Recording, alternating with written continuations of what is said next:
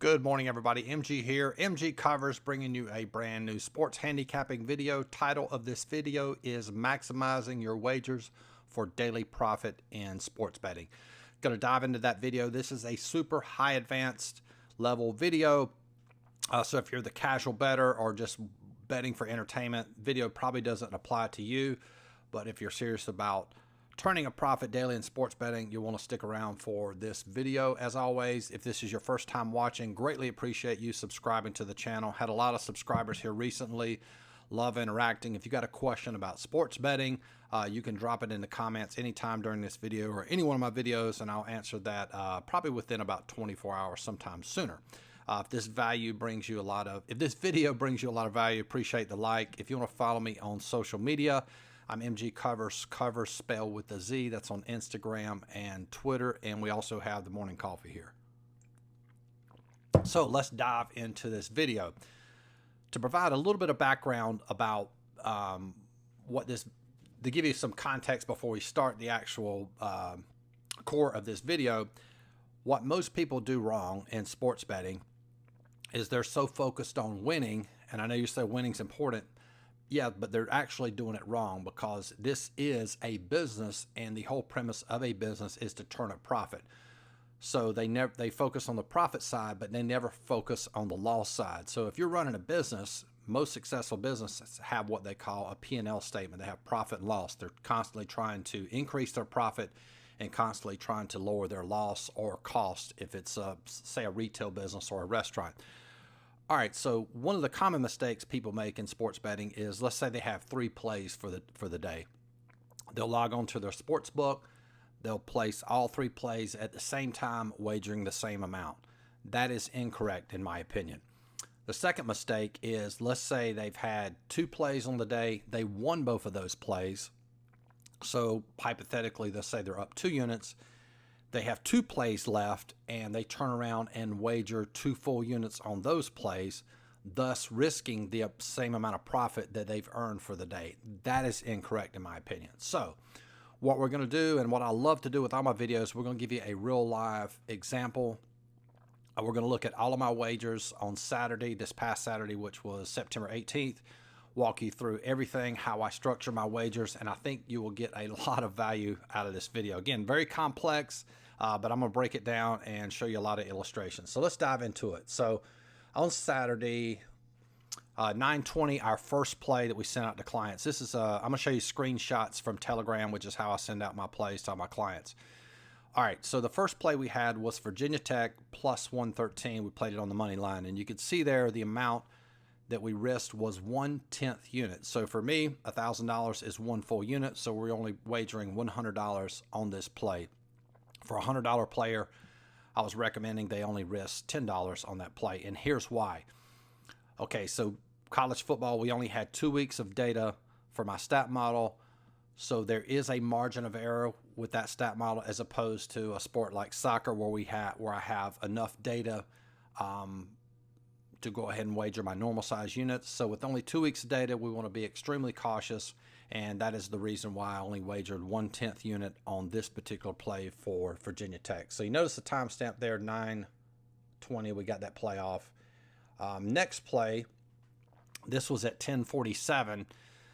This was a a soccer play that we wagered a money line dog at plus 120. Notice the timestamp, 10:47. So neither one of these, the Virginia Tech game went off at 12 noon. This match was starting at 11. And you can see there we wagered 1/3 unit, which is pretty normal for soccer play. Sometimes I'll wager a 1/5 unit, which you'll see, sometimes a 1/2 unit. Rare to wager 1 full unit, because if you watch past videos, you know, my whole goal, we never want to lose more than 1 full unit per day, right? And the reason being is, if you lose 1 full unit, you can recover from that. Whereas the first example I talked about, where a lot of sports people that wager on sports, they'll wager full units for 3 plays, and if you lose all 3 of those plays, you're down 3 units, and very difficult to overcome that. All right, so we got 2 plays. You notice we wagered the 3rd unit on the soccer play at plus 120, 1/10 unit on the Virginia Tech game. So let's look at what actually went down. So the 120, the soccer play, we knew the result of the soccer play at 1 o'clock. So soccer matches only take 2 hours. So we won that. So give you a tip on how to calculate that. We wagered 1/3 unit and we won on the money line. So we take 120 divided by 3. That gives us 0.30 units. So we were up 0.4 units pending the Virginia Tech play. They were down. Did make a nice comeback there in the fourth quarter, but ended up losing that.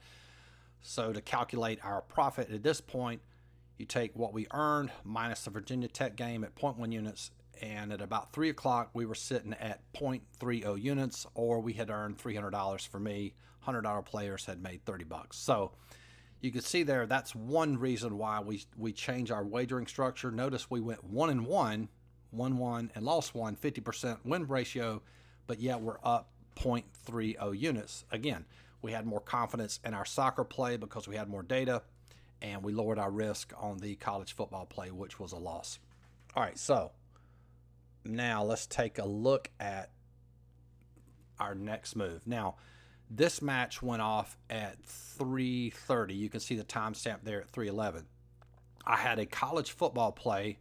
Go ahead and tell you it was San Diego State. I felt really good. That was probably my best play of the day. They were underdog, and of course my power rankings had them winning that. So I knew I was going to play that. I knew I was going to play that regardless, but wasn't sure if I was going to play at money line, how much I was going to risk, if I was going to play it on the take the points. It all depended on these previous wagers, and you'll see why. So this is a different soccer wager. You notice there we only wager 1/5 unit, right? So the reason I did that was you can see there we're paying significant amount of juice. We still had value via my power rankings, minus 139 juice. And when you see this next page, and again, this is the point I brought up earlier, is that most people, the way you guys do this wrong is you're thinking all about the wins, how much money you're going to make, but never think about, what's going to happen if this wager loses. So the reason that I wagered 1/5 unit was very simple. You take 139 minus a 1/5 unit, and if we lose this soccer match, we would have lost minus 0.78 units. How much have we earned at this point? 0.30 units. So if that second soccer match had lost, would have still been positive, up 0.02 units, $20, or basically even on the day, right? So that's why I only wagered 1/5 unit on the soccer play. So let's take a look if we would have wagered the full amount or a normal size wager. Let's say we wager on that Botafogo match. If we wager a 1/3 unit, look what happens. That juice adds up. We lose almost a 1/2 unit on that one play. So if that play loses, we had earned 0.3 units. The amount we lose is minus 0.46 units. So if that match loses, we're down minus 0.16 units with only one play left. And that's minus $160. So that's why we structured it the way that we did, so that if that match lost, we would be back to even. All right, so let's take a look at what actually went down. That soccer match did win, so we earned 0.2 units on the soccer match. We had already earned 0.3 units.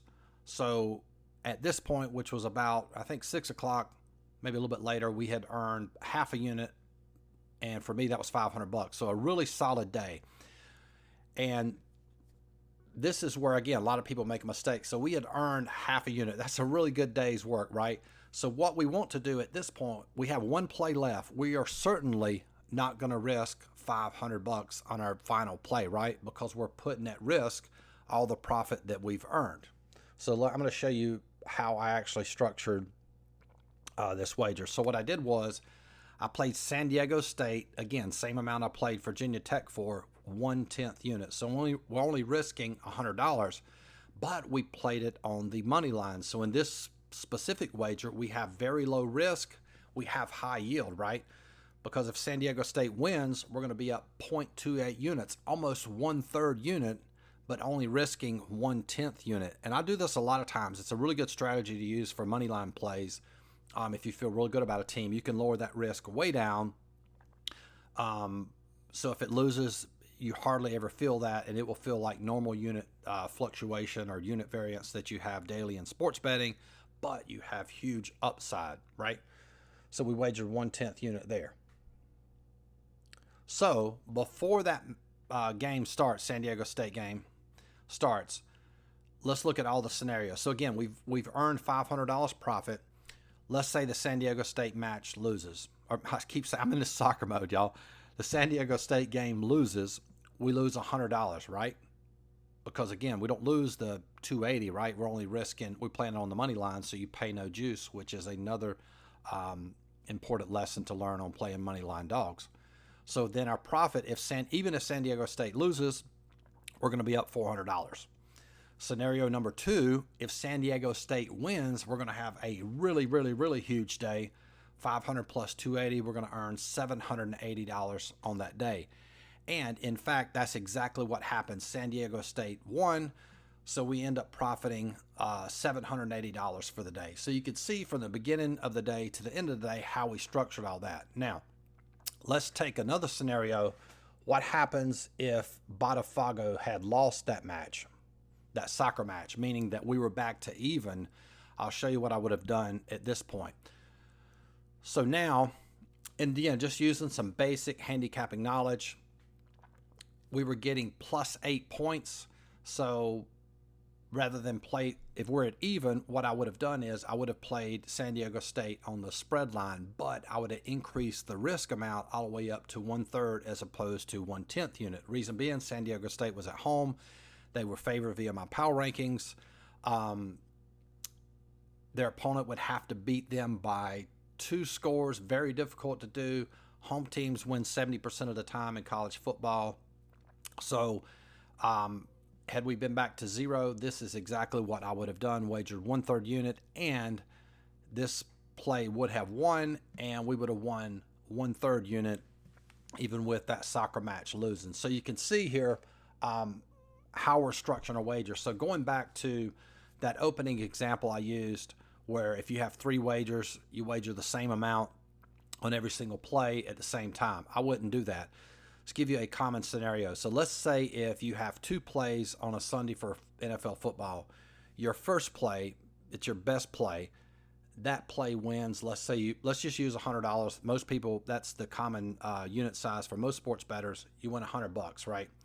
So your next play at 4 o'clock you would not, and that's all you're going to play for the day, you would not risk the same amount you risked at that 1 o'clock if that was your only play left. What I would recommend doing is only risking a half unit. So you've earned 1 unit, $100. On that second play, I would only risk $50. If the play wins, you still have a really good day. You're up 1.5 units, right? In the event that play loses at 4 o'clock, you go 50% win percentage, yet you're still up 0.5 unit. You're still profitable. Whereas if you win $100, you risk 100. That play loses, 0 profit. And the point of doing this is exactly how a business owner would run a business. Every single day, your goal is to turn a profit. All of your decisions are based on, hey, where we're at in the day, to constantly focus on turning a daily profit. If you turn a daily profit, more than likely you'll turn a monthly profit and turn a yearly profit. So it's a very good way to structure your wagers. And just a quick review, we had a heck of a week wagering this way. You can see that this is a screenshot from our monitoring service. And again, we never wagered more than 1 full unit per day. Most days were like a 1/3 unit, 1/2 unit.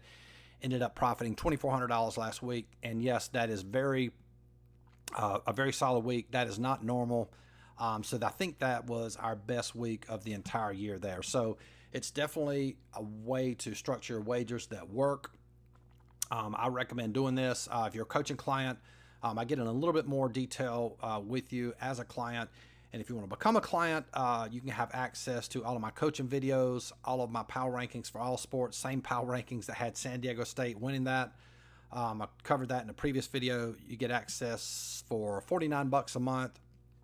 And if you want to get access to all my power rankings in addition to all my plays, That is $100 per month, and the best value of all is signing up for an entire year. You get about $600 off, $4.99 for the entire year. There is a link to sign up in the description box. Again, so quick review on this video. Make sure you're structuring your wagers each day to turn a profit. Be conscious of how much money you're going to make on each wager, and be conscious of the loss. Structure that gives you the best opportunity to turn a profit. And again, thanks for watching this video. We'll talk to you guys soon. Peace.